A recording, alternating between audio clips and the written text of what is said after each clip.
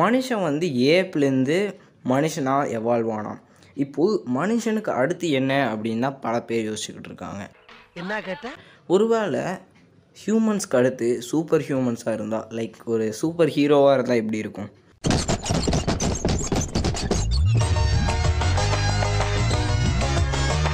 யோசிச்சு பாருங்களேன், அந்த விஷயம் பாசிபிளா? ஏன்னா வந்து எவால்வ் ஆகும்போது ஏப்லேருந்து நம்மளால் மனுஷனை எவால்வ் ஆகும்போது, இல்லை வந்து ஒரு மீன்லேருந்து நம்ம வந்து ஒரு சின்ன ஆர்கானிசம்லேருந்து இவ்வளோ பெரிய மனுஷனாக வாழும்போது நம்மளால் ஒரு சூப்பர் பவர் கொண்டு வரதா பெரிய விஷயம்.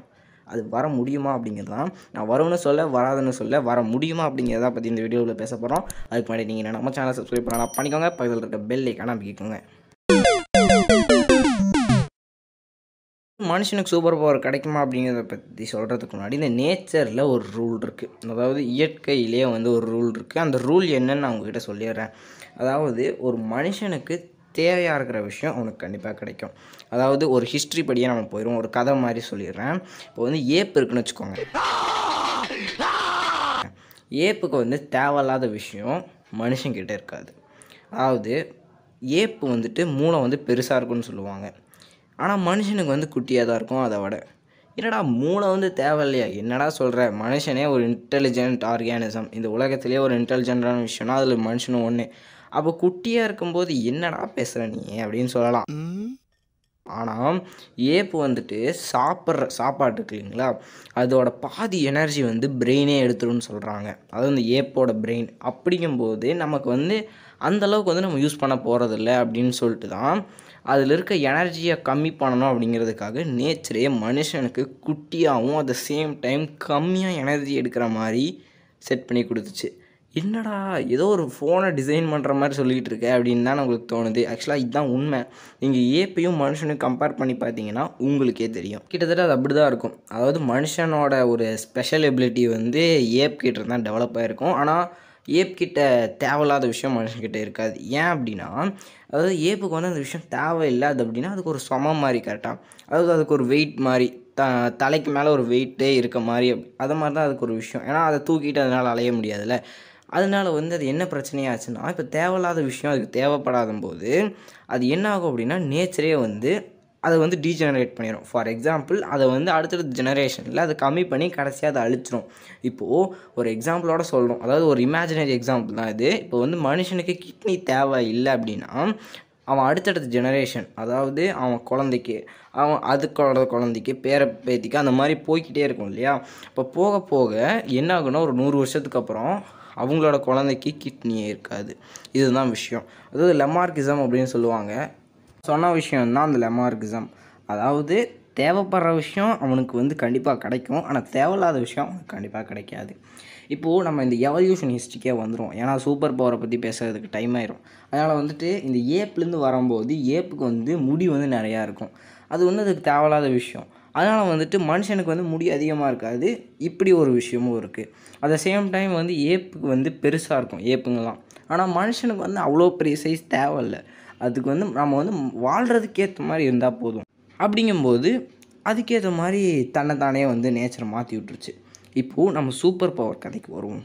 நான் உங்ககிட்ட முன்னாடியே சொன்ன மாதிரி தேவைப்படுற விஷயம் அவனுக்கு கண்டிப்பாக கிடைக்கும்.